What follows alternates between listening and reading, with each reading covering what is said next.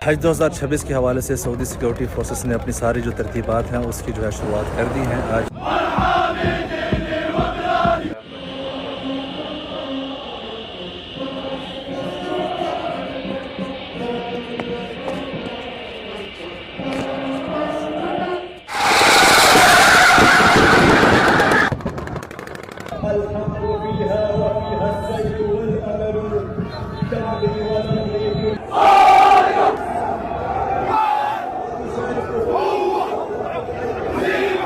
इन forces ने अभी हिस्सा लिया था, ये जो अभी आपके सामने जा रही हैं, जब वहाँ पर जिस तरह बम धमाका होता है उसके अंदर सारी इस तरफ जो है ना बरी फोर्सेस, और उस तरफ जो है पीछे अगर आप देखें सारी जो है फिजाई फोर्सेस भी आ गई हैं।